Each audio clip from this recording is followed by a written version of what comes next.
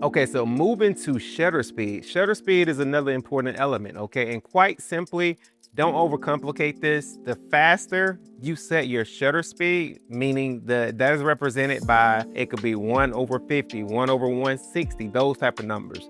The higher the end number is, so if you set your shutter speed to 1/8000, that means that the shutter of your actual camera is gonna open and close at a much faster rate, okay?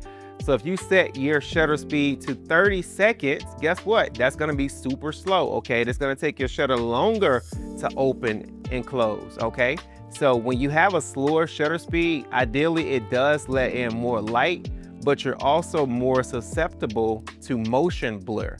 So let me tell you if this has happened to you. Tell me if this has happened to you. You've had your camera on automatic mode, right?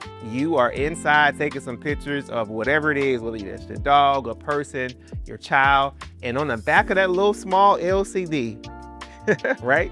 The photo look absolutely fine, right?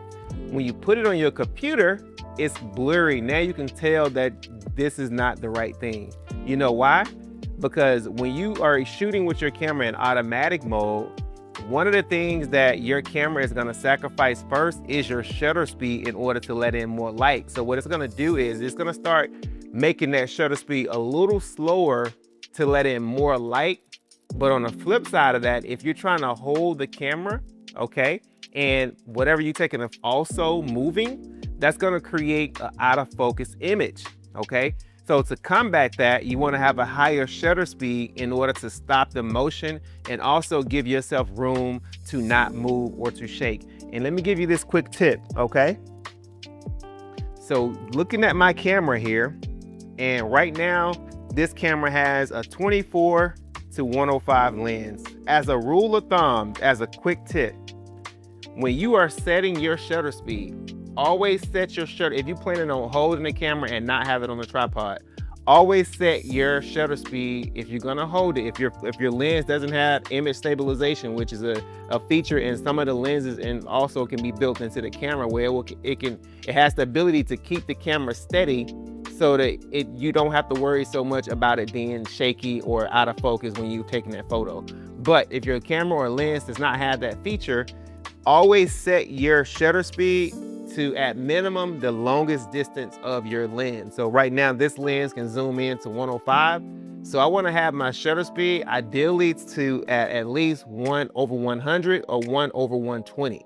Obviously, 100 and 105 is completely different. That's really close because it's not a 1/105 shutter speed.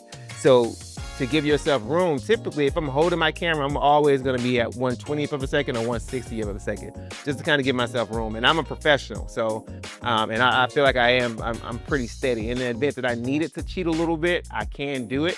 But to give yourself room, you can start off with doing that. Always to the longest distance at minimum or higher than the longest distance of your lens. So for example, if I was trying to take pictures with this lens is 70-200. What is the shutter speed that I would need to set my camera to with this being 70-200, okay? I give you 2 seconds to answer that question. Okay, so if you said 200, 1/200 of a second, you're absolutely right. Why?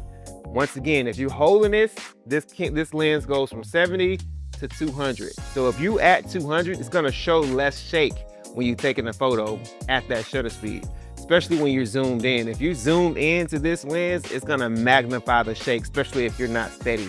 So that's why you wanna go to the longest distance of the lens to help yourself out in that regard, okay? So that's pretty simple, shutter speed, okay? Obviously a lower shutter speed is gonna let in more light, but it also have the chance of being blurry if you're moving. If you are using a higher shutter speed, which is the 160, 1/200 of a second, 1/250, 1/400 of a second, those are gonna open and close at a much faster rate, right?